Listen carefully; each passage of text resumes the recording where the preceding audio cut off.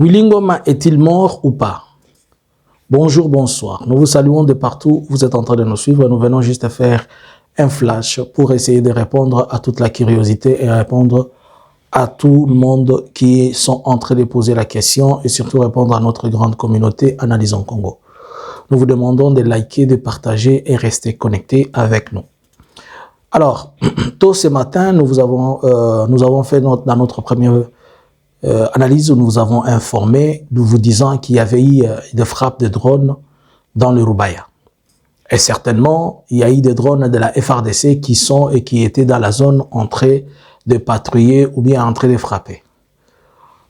Nous avons appris que des attaques ont été menées même sur certains convois, certains rapports, pas rapports, mais certaines informations qui sont en train de circuler sur la toile disent que un convoi militaire dans lequel se trouvait le colonel Willy Ngoma avait été attaqué et d'autres officiers, ils en ont sorti de justesse. Là, je parle des informations qui sont sur la toile. Je ne parle pas en vous disant que c'est Analysons Congo qui dit. Mais pour nous, Analysons Congo, il est tôt pour nous de vous confirmer ou ne pas vous confirmer. Mais on sait que le colonel Willy Ngoma était dans ligne de convoi et que ligne de convoi avait été touchée. Alors, pour le moment, nous n'allons pas vous dire il est mort ou vivant. Par contre, il y a un tweet que nous avons tous lu de la part du célèbre confrère mon vieux Perrault Loira, qui a confirmé que de sources sécuritaires, ils ont reçu l'information de ces caméras, comme il dit, ces caméras ont confirmé ça. Et un autre tweet a confirmé aussi cela. Nous attendons revenir vers vous pour vous donner des confirmations, mais nous pouvons déjà dire que quand même la guerre, elle est ce qu'elle est, on perd des gens importants. Si Willy Ngoma est mort, Willy Ngoma, est-ce qu'il sera remplaçable? On ne remplace pas une personne, puisqu'une personne s'identifie par lui-même. Alors, c'est un convoi qui a été pris de nuit. Moi, je pose la question et je demande à l'AFC, qui a vendu Willy Ngoma? C'est la question que moi je pose. Pourquoi je pose cette question-là? Puisque pour que c'est l'une des hypothèses, selon moi, d'après mes analyses, le drone, bien que le drone, vous avez suivi le premier communiqué, il était vers, le premier alerte, il était vers a été donné à 2 heures du matin, lorsque Laurence Kanyuka a fait son communiqué. C'est-à-dire que si le drone patrouillait et les drones étaient dans les airs, les drones ne devaient que frapper s'il a reçu des coordonnées.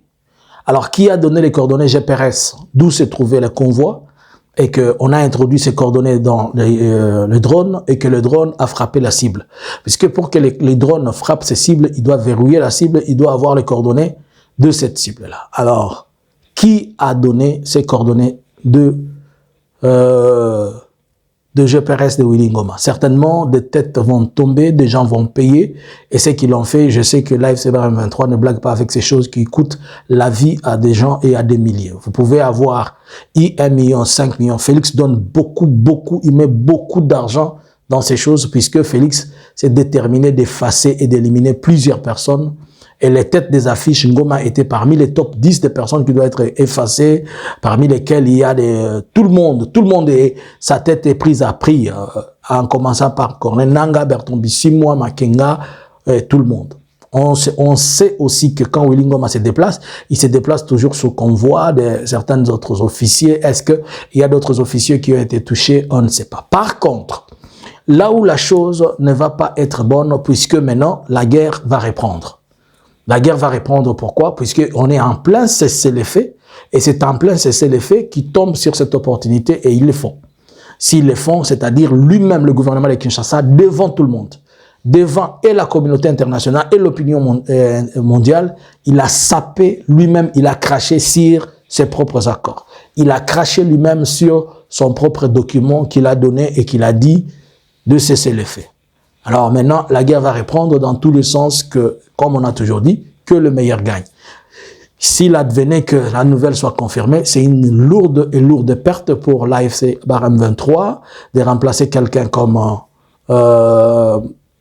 Willy Ngoma. Cependant, c'est un militaire. Il savait déjà que sa vie a été faite, sa vie a été donnée pour une cause. Au moins, s'il mourait, il est mort en militaire, il est mort au front, il est mort pour une cause qui est noble, il est mort puisqu'il est en train de réclamer quelque chose. Ceci ne va pas être un motif de perte de force, ceci ne va pas être un motif de démobilisation, mais par contre, ça va être une bonne raison pour donner la force et l'énergie à tous ceux-là qui sont en train de combattre du côté de l'AFC, à tous ceux qui combattent, tout le monde qui est en train de combattre à sa façon, il sait que d'une manière ou d'une autre, un jour ou un autre, il peut tomber et laisser sa vie quelque part. Nous ne pouvons que dire pour le moment, courage, beaucoup de courage à l'AFC, puisqu'il faudrait attendre que l'AFC aussi fasse un communiqué officiel pour qu'ils disent, puisqu'il y a trop de rumeurs là, donc l'AFC sera obligé de faire un communiqué officiel pour dire si vrai et non, Willy Ngoma est en vie. Mais nous analysons Congo, on ne vous dit pas que Willy Ngoma est décédé, on vous dit seulement que le convoi a été touché et où il y avait aussi le colonel. Est-ce que le colonel a été aidé et HS? On ne sait pas. Est-ce que le colonel est encore en vie? On ne sait pas.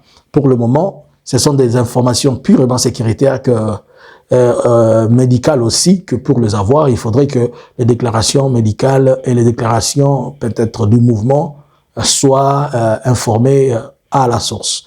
Mais tout porte à croire que l'impact des drones a toujours été compliqué. Certes, c'est un bon coup pour le gouvernement congolais. Le gouvernement congolais a vraiment bien frappé là où il faut, puisqu'il fallait qu'ils démontrent qu'ils ont fait quelque chose de si important et de si grave. Mais il faut beaucoup s'attendre à beaucoup de retombées diplomatiques et à beaucoup de retombées sécuritaires et militaires. Par ailleurs, ça va pousser l'AFC Barème 23, comme on le sait, à aller chercher à la source là où ces choses se passent, afin d'effacer. Ces drones, il est venu d'où? Est-ce que ce sont des drones qui sont à Kindu? Est-ce que ce sont des drones qui sont au Bujumbura? Mais on sait qu'il y a une forte coalition dans la zone. Il y a la coalition FNDB, FDLR, Wazalendo, FRDC. Il faut pas aussi oublier qu'il y a aussi il y a aussi d'autres mercenaires qui sont arrivés de partout. Peut-être. Moi, je pense à autre chose que je m'abstiens de faire dans mon analyse. Je ne pense pas à Kinshasa. Moi, je ne pense pas que ce soit Kinshasa qui ait fait ça. Je pense à autre chose.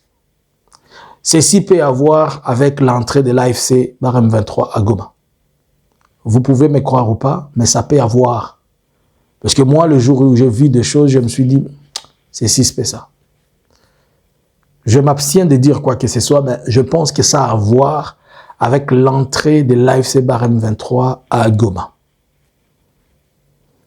Puisque Willy Ngoma ne se fait pas entourer de n'importe qui.